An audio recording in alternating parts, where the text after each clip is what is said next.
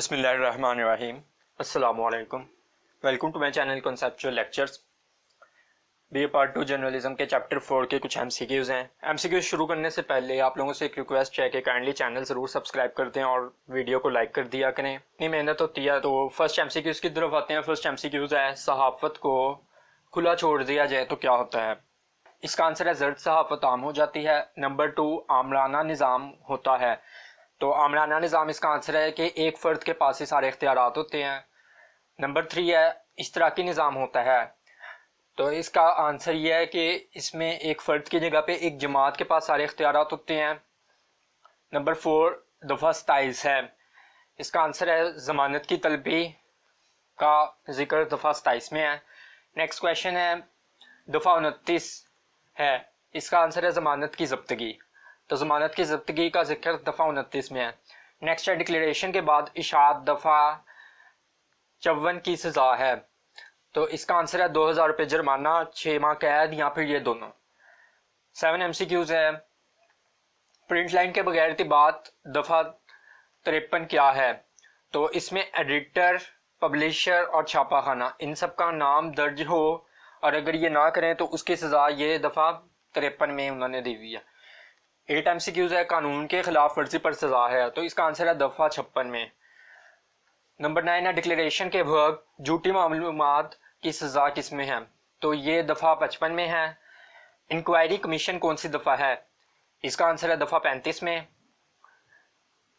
दफ़ा 52 में कौन सा इख्तियार है। तो इसमें ट्रिब्यूनल का इख्तियार है। ट्रिब्यूनल वो है कि जिसमें आप डिक्लेरेशन का दरख्वास्त दें, अगर वो डिक्लेरेशन आपकी मंजूर ना हो तो या फिर उसके खिलाफ कोई हो तो उसके बारे में आप जो अपील करेंगे तो उसके लिए एक ट्रिब्यूनल कायम होगा। तो वो दफ़ा 52 में है। नेक्स्ट है 12 RPPO, registration of printing press and publication, कब जारी हुआ। ये 1988 में जारी हुआ। नेक्स्ट है, PPO कब मंसूख हुआ। तो इसका आंसर है 6 सितंबर 1988 को। नेक्स्ट है, RPPO की खूबी क्या है। अब PPO को मंसूख करके RPPO को उन्होंने नाफिज किया। तो इसकी खूबी ये थी कि इसमें डिक्लेरेशन हासिल करना इंसान के लिए आसान था दरखास्त गुजार के लिए। नेक्स्ट MCQs है, PPO कब मंसूख हुआ, ये आपने कर लिया। नेक्स्ट MCQs है कि डिक्लेरेशन की दरखास्त जमा कराने के लिए उम्र क्या होनी चाहिए। तो ये 21 साल से ज़्यादा होनी चाहिए, 21 साल से कम नहीं होनी चाहिए। नेक्स्ट है, डिक्लेरेशन कब मंसूख होगी। तो इसका आंसर है 3 माह में कोई, जब तक डिक्लेरेशन के बाद अगर 3 माह के अंदर अंदर कोई इशाअत ना की गई तो डिक्लेरेशन मंसूख हो जाएगी।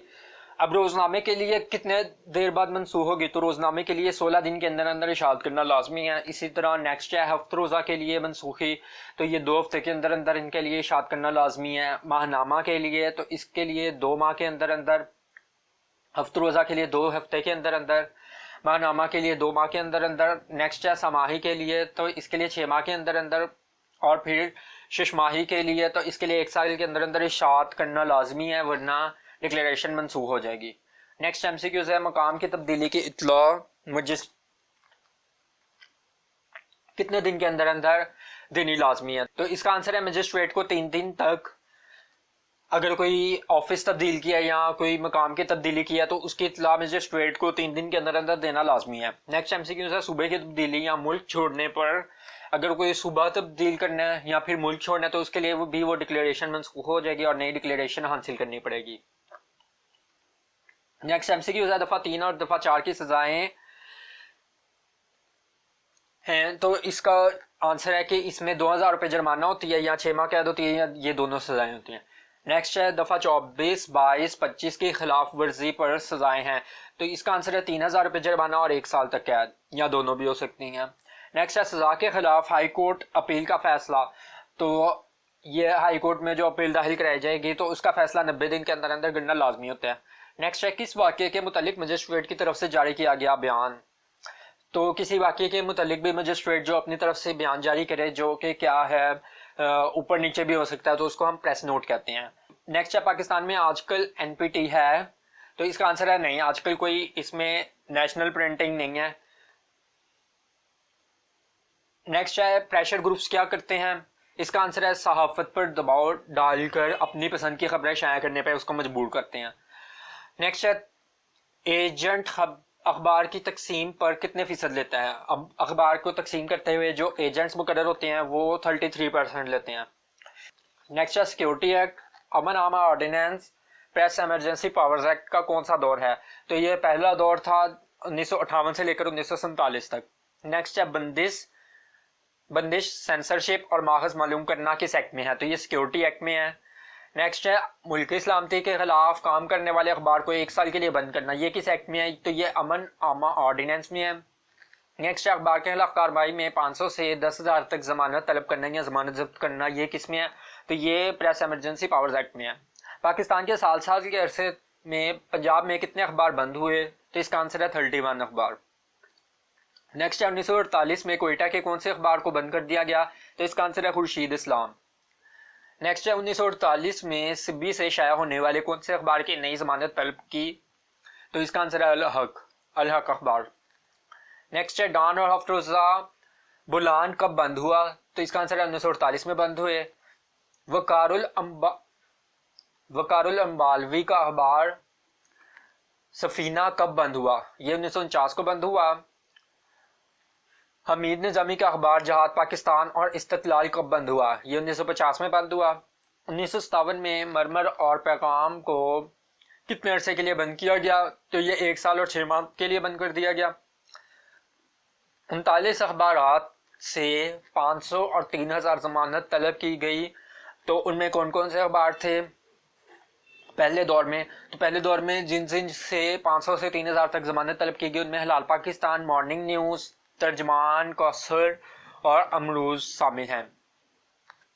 नेक्स्ट है सतलज, इंसाफ और नुवाइवक के साथ क्या हुआ। इन तीनों की डिक्लेरेशन मंसूख हो गई थी। नेक्स्ट है डॉन और इवनिंग स्टार के इश्तिहार कब बंद हुए। इसका आंसर है 1953 को। नेक्स्ट है एनपीटी का क्याम कब हुआ। चेयरमैन इसके पहले चेयरमैन कौन थे। तो ये 1964 में इसका क्याम हुआ था और इसके पहले चेयरमैन थे जी फारूक। लेकिन अब एनपीटी इस वक्त एनपीटी कोई नहीं है पाकिस्तान में। आगे APNS all Pakistan newspaper society की मजलिस आमा का इजलास कब हुआ और सदारत किसने की। तो ये 10 मार्च 2000 को हुआ और इसकी सदारत मुश्किल रहमान ने की। नेक्स्ट है दूसरा दौर कब था और इसमें क्या क्या हुआ। तो ये दूसरा दौर जो था वो अयूब खान का था 1958 से लेकर 1968 तक। इसमें जो किया उन्होंने APP जो है उसको हुकूमत की तहवील में ले लिया था और इसके अलावा आउटलुक, इक़दामात, जमालियात, चट्टान, मिसाकुल हक, इन सब अखबारों को बंद कर दिया था। नेक्स्ट है तीसरा दौर कौन सा था और इसमें कौन से अखबार बंद हुए। तो ये तीसरा दौर यहिया खान का था, जनरल यहिया खान, और ये 1969 से 71 तक का था और इसमें इत्तफाक अखबार बंद हुआ। नेक्स्ट है चौथा दौर किसका था। तो ये है भुट्टो, जुल्फ़िकार अली भुट्टो का था जो कि 20 दिसंबर 1971 से 1977 तक रहा और इसमें क्या हुआ NPT हुकूमत को की तहवील में आ गई थी। नेक्स्ट है पांचवा दौर किसका था। तो ये ज़िया उल हक का दौर था जो 5 जुलाई 1977 से 1985 तक था। नेक्स्ट है छठा दौर किसका था।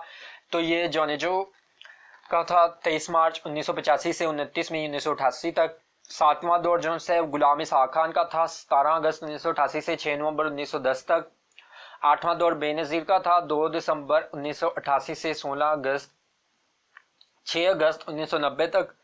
नौवां दौर जो है वो नवाज शरीफ का था 6 नवंबर 1990 से 18 अप्रैल 1993 तक।